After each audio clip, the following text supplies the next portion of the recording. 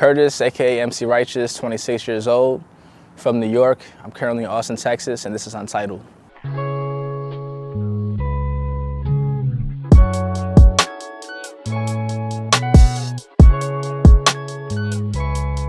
So I'm from New York. I was born in Nyack Hospital. I was there for like 7 years. I went to Houston, Texas from 7 to 10. Came back to New York, upstate, and I've been in the 845 ever since. And 2 years later, I came to Austin, Texas, and pretty much my dad always played music in the house, so music was always around me. I was exposed to it at a very young age. So just hearing different types of genres that influenced my own musical style. And I guess like at age 13, I was introduced to hip hop. And since that age, or since that time, it's just been, my life's just changed ever since. The main reasons at first, I'll be honest, was the chains, the women, the money. That was like the main reasons. But I knew, like, you know, after a certain time, it's like that's not everything. Some of that's like a facade. And if you're gonna be into the music long term, it has to be like main goals or passions that drives you to really keep going. So for me, it was like, you know what, I want to kind of, you know, write words that kind of like sits with people, that resonates with them. So there's a rapper named Blue. It goes by the group of Blue in Exile that got put onto. And when I heard his words, just something about him, how he just spoke, and it just cut through. I was like, damn, this is like, you know, rap with content. It actually means something. I'm like, you know what? That's what I want to do too. So since that time, I was probably like a junior in high school. I said, you know what? I'm gonna take this like really, really serious and just like step it up. So since that time, I just kind of like studied like story writing or storytelling and rhymes, and I just been practicing ever since. And it just took me to where I am today. I was born Christian. And I know in the Bible you see righteous, righteous, right? It's just all over the Bible, right? So I think that's how I had to be that somehow, you know, because I just thought the name, but it just flowed easily. It just sounded nice to say. And after a while in school, in the high school, people just kept calling me righteous. Yo, righteous, righteous. I'm like, you know what? It sounds kind of tight, man. It's not hard to say. It sounds nice. And then the MC came from, I was in a group called I Am MC, which stands for I Am Metaphorically Crazy. The group didn't last, but I guess the MC of it, I wanted to take and keep it part with me. So, like, you know what? I'm like, you know what? Righteous is cool, but righteous is so general. And you type it in, it's like you see it all over the place.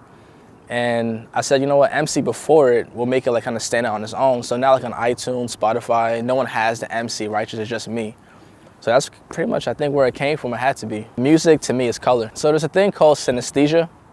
I know, I looked it up.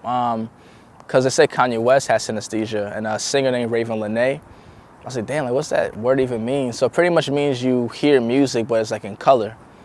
So if I hear like a beat or a song, to me it's like I could put a color to like every single song, or hear a beat and I put a color to every single beat.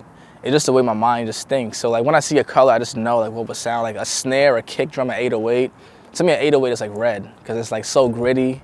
So like music to me is just colors. That's how I see it as. My process, to be honest, I don't think too much. As weird as it is, because if I think too much, I get kind of stuck in a certain space. But like, I just kind of I'm just free, so the beat talks to me. So it's a conversation with me and the beat. I just listen to it, and like to me, how I see it is like the song is already done. Like the song is already complete, and I'm just looking at the beat right now in the song. I'm just decoding it, so I'm just working backwards. So I'm listening to what the beat is telling me, and I just execute. So I write, you know, I hear the beat. Some people write, you know, lyrics without a beat. I don't know how people do that. But me, I need a beat to kind of like dictate what comes out of me. So I guess to simplify it, the song is already complete. It's just me listening to the beat, and I'm just working in reverse to decode what it's telling me to do. Some song structures are like verse, hook. But it's almost like if I have the hook complete, it's kind of where I start with, the hook. And once I have the hook down, I know it's already done. Because the verses come to me like with ease. I don't think too much about them. And I'll just like plug in where it's empty and maybe like dub or like ad-libs to make it sound more full. Then it comes with the mixing and mastering and engineering, the effects you put to just like, I guess, fill the dead space. And once I hear a song back and like the dead space is filled up with like ad-libs or delays or like reverb, you just feel it. You just know it's done. That's how I know. So definitely Blue, that's a rapper, my favorite rapper of all time. Same as Nas. Those two, I say they're my top that I listen to the most. In terms of hip hop, that inspires me. Traveling does, meeting people does for sure. I like to, so collaboration, because I do audio engineering too, so I record artists' albums. And when I come to my studio and like I hear different sounds and how they kind of like they attack the beat, it inspires me like, damn, like, how did you even think about coming to a beat like that? Like, so I just sit there and I just analyze. I'm like a chameleon. So like someone's around me and their energy is a certain, you know, I'll just pick up from them. I'll just take notes, I pick apart, and then I just stitch it to me. And I just keep evolving that way. So I'll sit in a room and I'll just watch like whatever it is, and I just get inspired, point blank period. It just sticks with me and I just keep changing like that. It's the weirdest thing. I have an album coming out.